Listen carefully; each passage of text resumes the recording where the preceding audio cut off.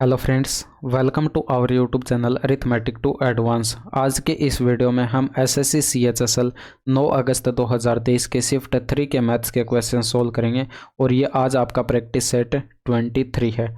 ठीक है, तो चलिए शुरू करते हैं हम क्वेश्चन नंबर फर्स्ट से।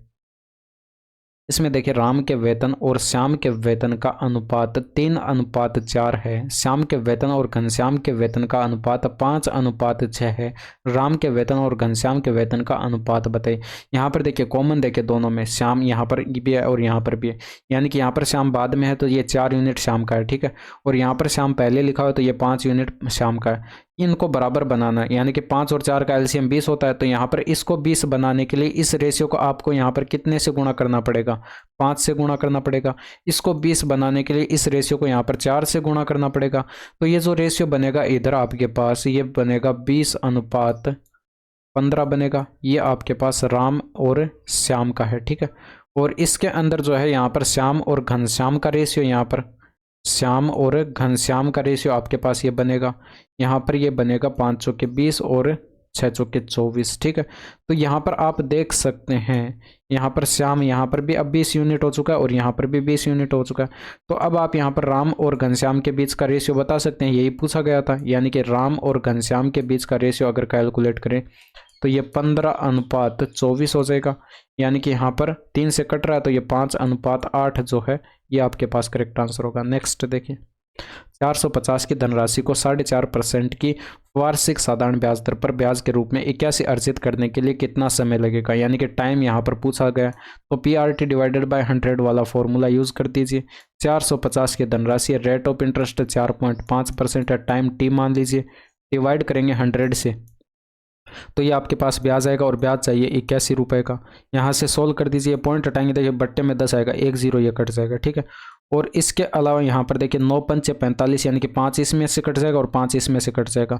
9 नंबर 81 आ जाएगा और 5 × 5 यानी कि 25 आया था, ये 4 बार कट जाएगा। ठीक है, और यहाँ पर 81 से ये 81 कट जाएगा, इधर 1 बचा, यानी कि T बराबर कितना आ जाएगा? 4 वर्ष जो है ये आपके पास करेक्ट आंसर आ जाएगा। नेक्स्ट देखिए, आस्था अपनी कुल आय का 15% यात्रा पर और शेष आय का 20% भोजन पर खर्च करती है और फिर 380 दान कर देती है और उसके बाद वह 2000 बचाती है। उसकी कुल आय ज्ञात कीजिए। अब एक चीज़ यहाँ पर देखिए, 15% की फ्रैक्शन वैल्यू 3/20, यानी कि 20 में से 3 खर्च कर दिया, और यहाँ पर फिर 20%, यानी कि 20% की फ्रैक्शन वैल्यू 1/5, यानी कि 5 में से 1 खर्च कर दिया।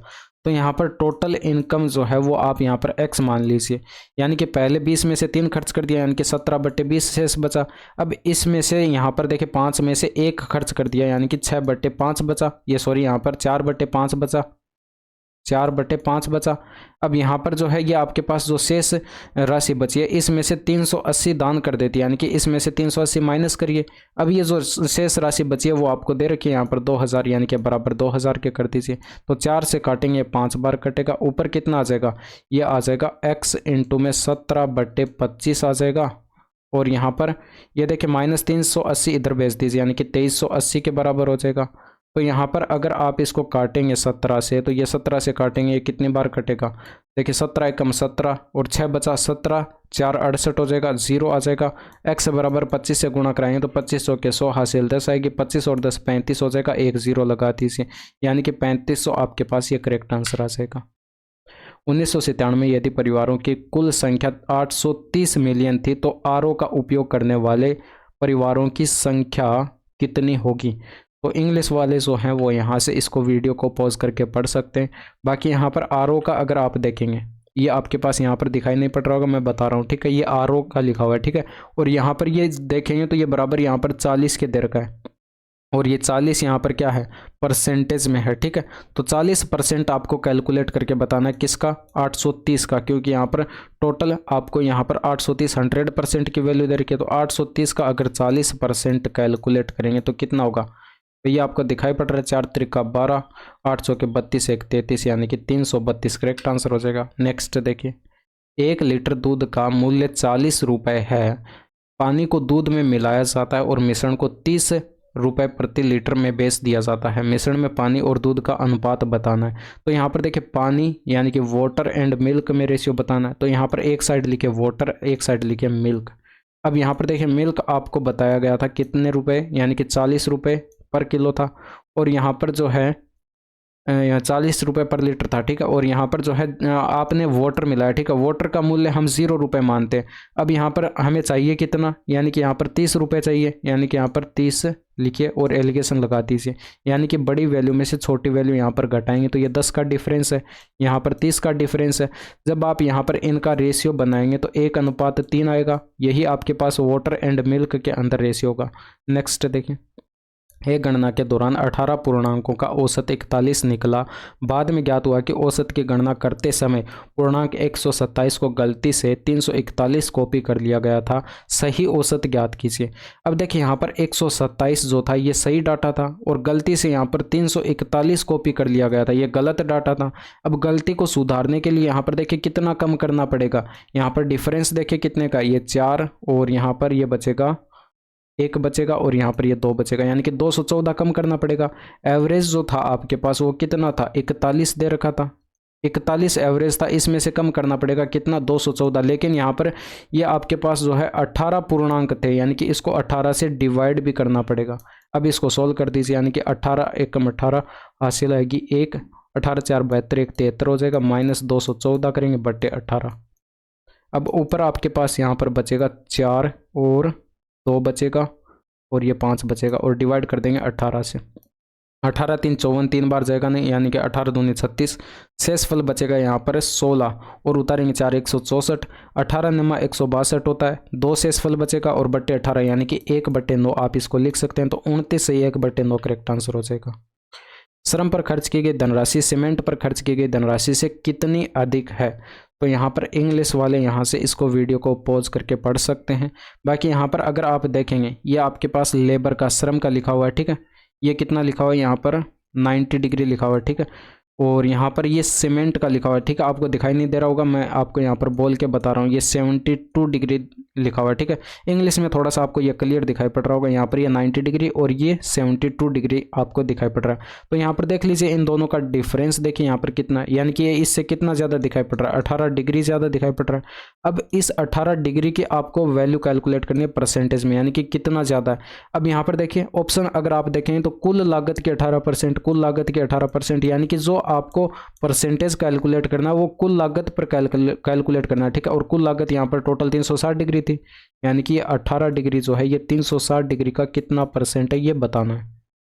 तो ये 0 से 0 कट जाएगा, यानी कि 180 में 36 का भाग लगाना है, तो ये 5 गुना, यानी कि 5% आपके पास करेक्ट आंसर आ जाएगा, कुल लागत की 5%, ठीक है। नेक्स्ट देखें, इसमें देखिए वार्षिक रूप से संयोजित 2 वर्ष के अंत में जो है 20% ब्याज दर से 9,360 का वर्तमान मूल्य क्या होगा। यानी कि कंपाउंड इंटरेस्ट से ये क्वेश्चन है। रेट ऑफ इंटरेस्ट ये दे रखे, तो इसकी फ्रैक्शन वैल्यू 1/5, यानी कि 5 पर 1 का ब्याज मिल रहा है। तो राशि 5 की थी, यानी कि अमाउंट कितना हो रहा है, 6 हो रहा है। अब यहाँ पर देखिए 2 वर्ष की बात हो रही है, तो इसका क्या कर दीजिए, स्क्वायर कर दीजिए, यानी कि 25 की राशि कितनी हो जाएगी, 36 हो जाएगी। अब यहाँ पर ये आपको राशि दी गई थी, कितनी दी गई थी, 9,360 दी गई थी, 9,360। इसका कितना, यहाँ पर देखिए 25 यूनिट की वैल्यू आपको बतानी है, यानी कि प्रिंसिपल आपको कैलकुलेट करके बताना। तो 25 इंटू में करिए 9,360 और बटे में 36। अब यहाँ पर अगर आप देखेंगे तो ये आपके पास यहाँ पर 12 से कटता हुआ दिखाई पड़ रहा है, 12 3 36, 12 से काटेंगे तो यहाँ पर 12 पंचे 60, 12 चौके 72, 12 सत्ते 84, 12 सत्ते 84, और यहाँ पर शेष फल बचेगा 9, उतारेंगे 6, 12 8 96 और ये 0, ठीक है। 3 से ये कटेगा, 26 या 78 होता है, यानी कि 260 आ जाएगा। 26 को ये आप 260 को अगर 25 से मल्टीप्लाई करेंगे तो यार आपके पास 25 से 150 का 0 हो जाएगा, हासिल 15 आएगी, और ये 50 और 15 65 हो जाएगा, 1 0 लगा दीजिए, आंसर आ जाएगा। एक दुकानदार ने अपनी वस्तुओं का क्रय मूल्य जो है क्रय मूल्य से 18% अधिक अंकित किया। यदि वह 24% की छूट देता है तो उसका हानि प्रतिशत ज्ञात कीजिए। अब यहाँ पर देखिए अधिक अंकित किया, इसको हम प्लस में लेंगे, यहाँ पर जो छूट दी जा रही है इसको माइनस में लेंगे, यानी कि 18 माइनस का 24 करेंगे, और यहाँ पर इसमें से माइनस कर देंगे 18 इंटू में 24 और बटे में 100। अब यहाँ पर ये जो माइनस का चिन्ह आ रहा है ये 24 यहाँ पर छूट है, इसके कारण यहाँ पर ये माइनस आ रहा है, न कि 18 के कारण, ठीक है, ये ध्यान रखेंगे।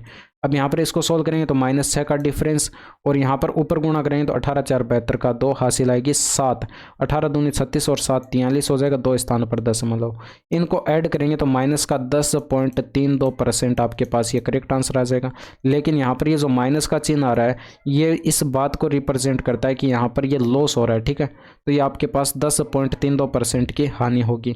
नेक्स्ट देखें, इसमें देखिए 1600 के अंकित मूल्य वाली एक वस्तु पर y% और z% की क्रमिक छूट दी गई है। परिणाम स्वरूप वस्तु को 1056 में बेचा गया। नीचे दिए गए विकल्पों में से कौन सा y और z के मानों का एक समुच्चय नहीं है। यहाँ पर ये ध्यान दीजिएगा, समुच्चय नहीं हो सकता, ये आपको बताना है। तो यहाँ पर देखिए 1600 की वस्तु थी और इतने में बेची गई, यानी कि छूट कितने की दी गई, यानी कि कितने कम में बेची जा रही है 44, और ये 544 कम में बेची जा रही है, ठीक है। और यहाँ पर कितने पर 1600 पर, और गुणा कर देते हैं 100 से, तो ये 2 0 से तो 2 0 खत्म, 16 3 48, 6 बचेगा, 16 4 64 हो जाएगा, ठीक है। 34% यहाँ पर ये आपके पास एकल छूट आ रही है। लेकिन यहाँ पर एकल छूट कैलकुलेट करेंगे तो ये आपके पास क्या बनेगा, y प्लस का z और माइनस y इंटू में z अपॉन 100, और ये बराबर आना चाहिए किसके, इस 34% के। तो यहाँ पर ये आपको बताना है कि ये बराबर 34 के किसके अंदर नहीं आ रहा है, यानी कि ऑप्शन में से y और z की वैल्यू रखनी है, और जो जिसमें बराबर 34 नहीं आ रहा है वो आपके पास करेक्ट आंसर हो जाएगा।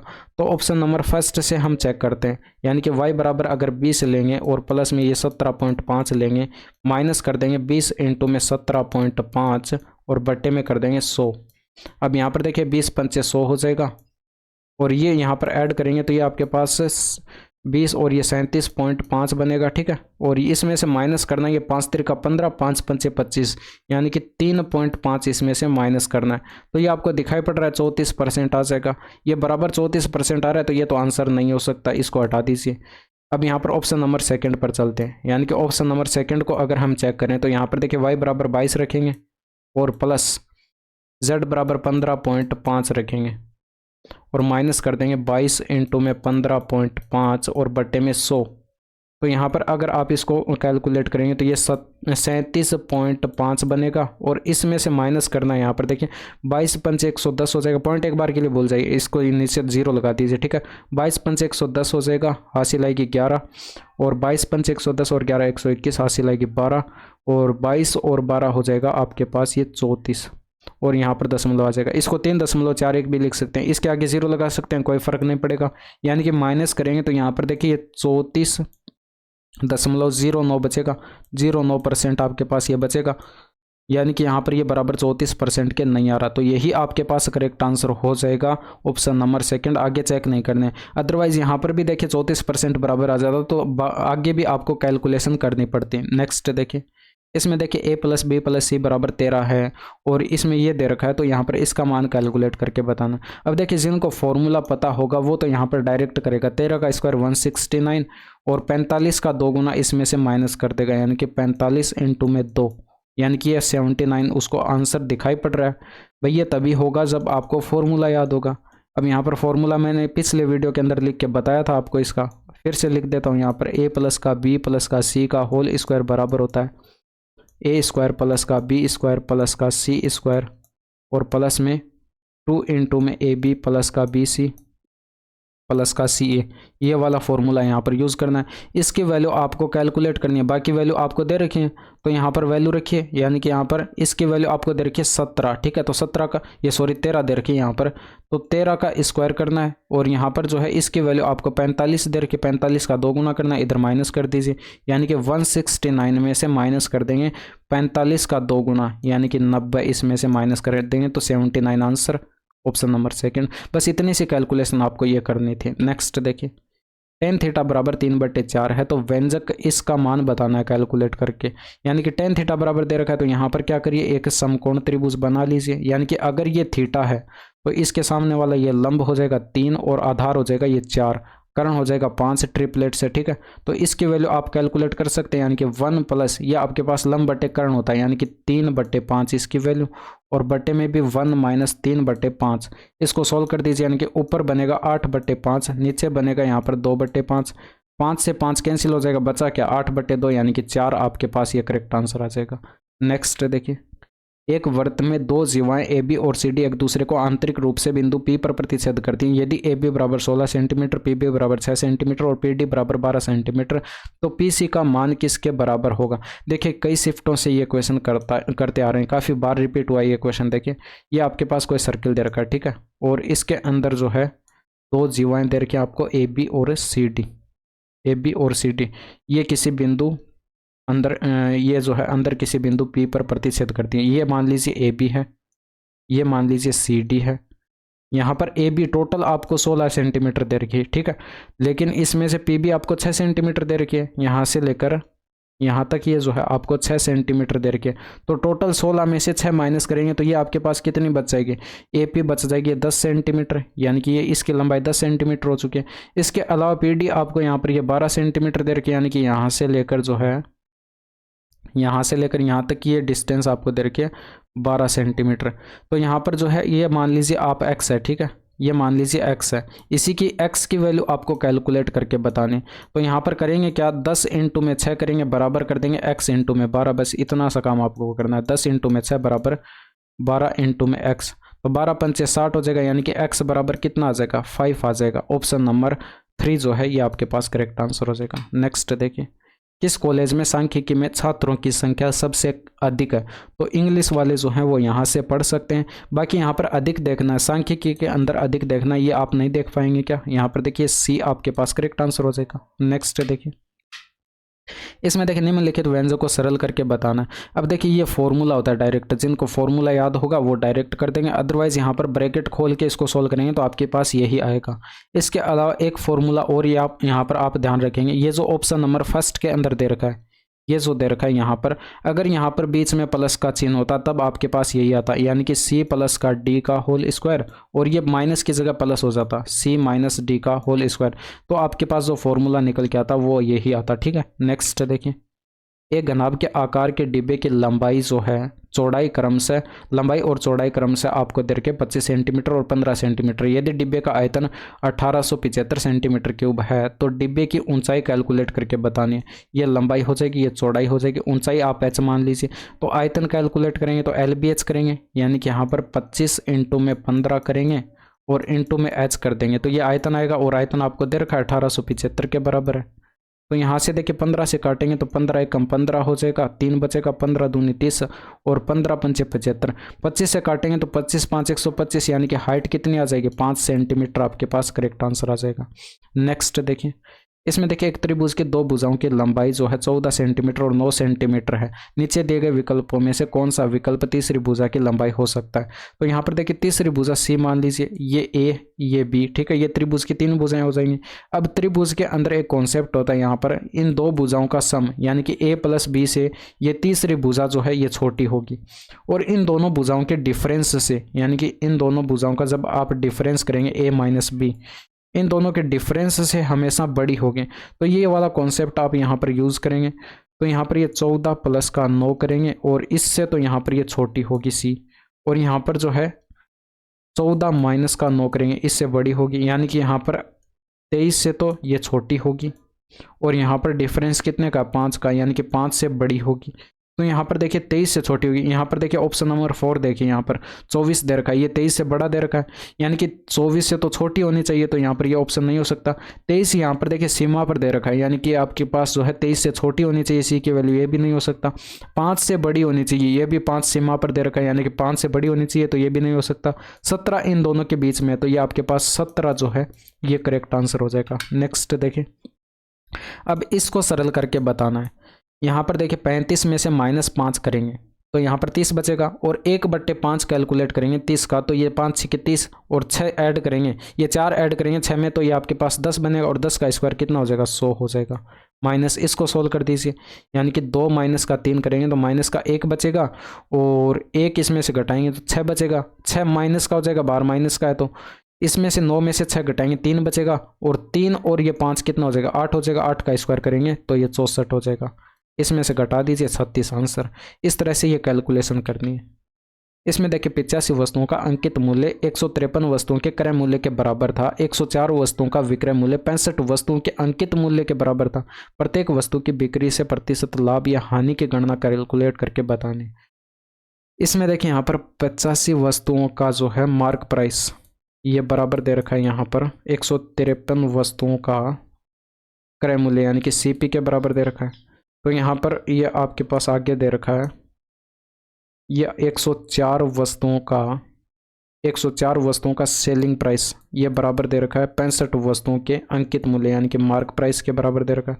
तो यहाँ से देखिए ये काटेंगे तो 17 पंचे 85 हो जाएगा, 17 नमा 153 हो जाएगा, और ये 13 अट्ठे 104 हो जाएगा, और ये 13 पंचे 65 हो जाएगा। ठीक है, अब आप एक चीज़ आप यहाँ पर देख सकते हैं, ये इधर 5 MP है और इधर भी 5 MP है, यानी कि 5 MP बराबर इसमें इतना दे रखा है और 5 MP बराबर इधर इतना आ रहा है, यानी कि ये दोनों भी आपस में क्या होंगे, बराबर होंगे। इसे संक्रामकता का नियम कहते हैं। देखिए A बराबर होता है B के और B बराबर होता है C के, तो यहाँ पर A बराबर C के होगा, इसे संक्रामकता का नियम कहते हैं। ठीक है, तो यहाँ पर ये भी आपस में बराबर हो जाएंगे, यानी कि 9 CP बराबर हो जाएगा 8 SP के, यानी कि CP और SP का अगर आप रेशियो बनाएंगे तो ये क्या बनेगा, 8:9 बनेगा, यानी कि 8 की वस्तु 9 में बेची जा रही है तो 1 का प्रॉफिट हो रहा है।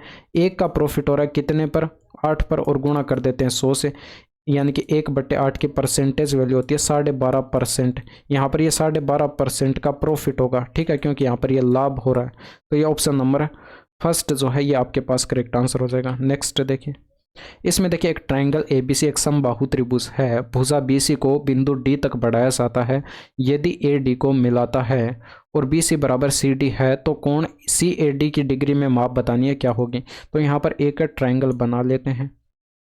ये आपके पास एक ट्रायंगल दे रखा है, ठीक है, समबाहु त्रिभुज दे रखा है ABC, यानी कि इसकी तीनों भुजाएं बराबर होंगी आपस में, और इसके अलावा इसके प्रत्येक कोण क्या होंगे, 60 डिग्री के होंगे, ये आपको पता होगा। ठीक है, और इसके अलावा जो है यहाँ पर ये BC भुजा जो है इसको यहाँ पर बढ़ाया जाता है बिंदु D तक, यानी कि इस BC भुजा को यहाँ से बढ़ाया जाता है, इस BC भुजा को यहाँ से बढ़ाया जाता है बिंदु D तक। ठीक है, ये मान लीजिए यहाँ पर बिंदु आपके पास ये D है, ये D है। अब यहाँ पर A को D से मिलाया जाता है तो ये आपके पास एक त्रिभुज और बन जाएगा ACD। अब इसमें आपको यहाँ पर बताया गया कि यहाँ पर BC बराबर CD के, यानी कि ये वाली भुजा इसके बराबर है।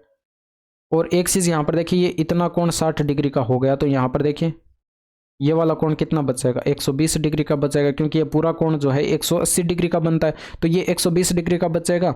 और इसके अलावा यहाँ पर देखिए ये आपके पास समद्विबाहु त्रिभुज बन गया, ACD जो है ये समद्विबाहु त्रिभुज बन गया।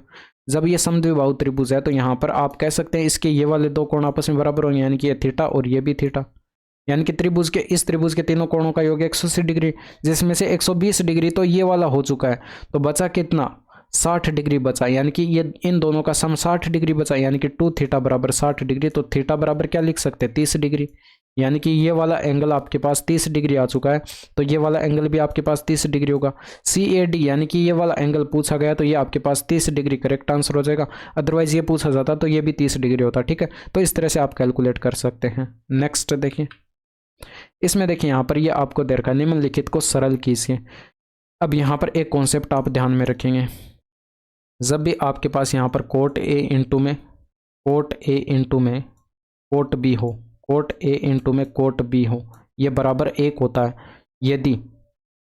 यदि A प्लस का B बराबर क्या हो जाए, A प्लस का B बराबर हो जाए 90 डिग्री, यानी कि इन दोनों का सम जो है 90 डिग्री हो जाएगा। भाई 90 डिग्री होगा तो इसको आप यहाँ पर tan A में कन्वर्ट कर सकते हैं कोट B को, यानी कि आपस में अपोजिट होते हैं तो ये कट के 1 आ जाएगा। तो इस तरह से आप इसको याद रख सकते हैं। ठीक है, तो ये आपके पास यहाँ पर देख लीजिए क्या बन रहा है, यानी कि यहाँ पर देखिए 11 डिग्री और ये 79 डिग्री, यानी कि 90 डिग्री बन रहा है, तो ये दोनों आपस में मिलके एक बना लेंगे।